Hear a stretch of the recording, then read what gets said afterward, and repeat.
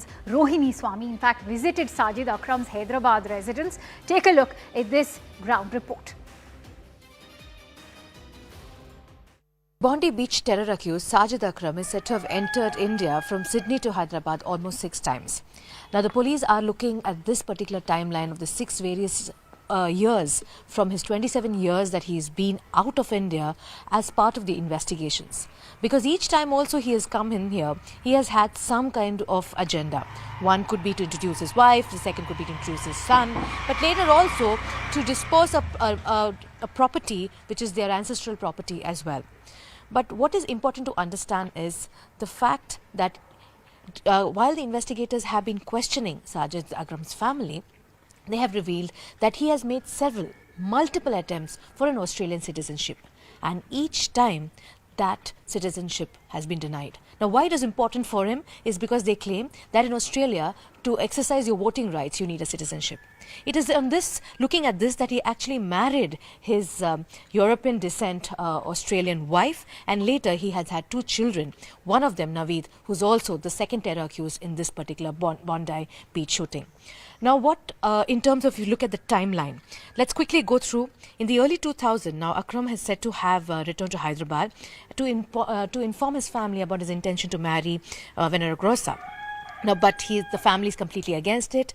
But after some time, he manages to convince his mother and certain relatives, and a traditional Muslim nikah is conducted. But it's important that in between the year 2003 and 2004, that he comes in another visit, this time to introduce his son, who's around 3 years old, Naveed. In 2009, Akram's father passes away, but he's unable to visit this funeral, his father's funeral, and he comes a month later. In between all this, in 2016, he looks to dispose of family property, ancestral property in Chalibanda, which is in Hyderabad's old city area. It's quite a bustling area, and he tries several attempts to get in prospective buyers. He also gets his teenage son to introduce him to several other relatives as well.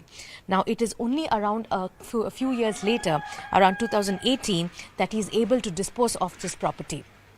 His last visit is in 2022, and this is also the time when Sajid Akram renews his Indian passport for a term of 10 years. A year before that, Naveed, who's an Australian citizen also, he renews his passport for around 10 years as well.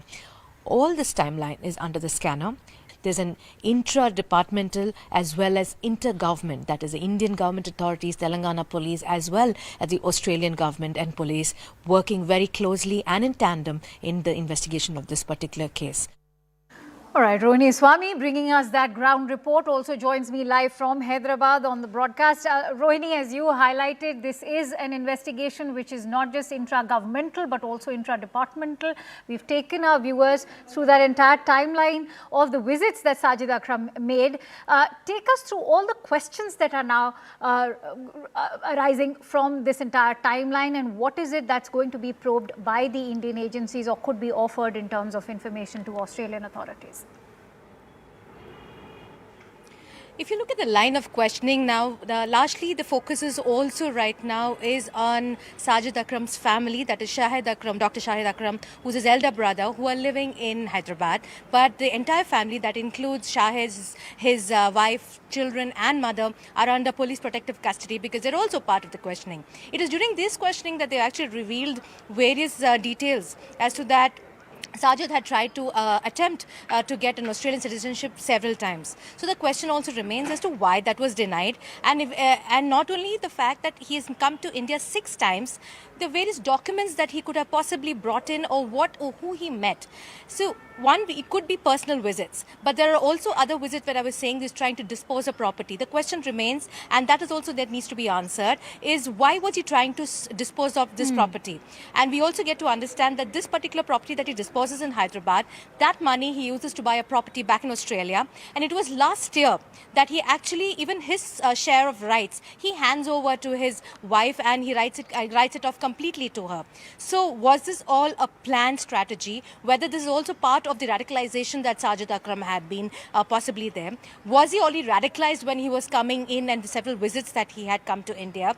Was the radicalization, but right now the Telangana police say that they have no indication that it happened here, that radicalization possibly could could have happened in Hyderabad or India for that matter. But whether lots of other incidents we have seen where radicalization has taken place online. People have, even in Karnataka, in Bangalore, we have seen how we have people who have radicalized themselves online. So possibly is that also one of it. There were several other visits to other countries, which the Australian authorities are also looking into. So whether those visits include that kind of radicalization, whether he was in touch with the certain members of his family, whether there are extended family who knew what he was doing. These are multiple questions, because it's not just Sajid Akram and Naveed Akram and the shooting at the Bondi Beach that we saw, that 15 lives were lost, but there's also now an entire ecosystem we are going to see back in Hyderabad, where the family is under the scanner as well. We spoke to the neighbors. Many of them say that they've been a largely conservative family. They don't speak to each other largely, but that also remains so. We've seen of several other cases of such kind of terror suspects we've seen earlier as well. Stay with me, Rohini. We're getting in more breaking inputs on the Bondi Beach in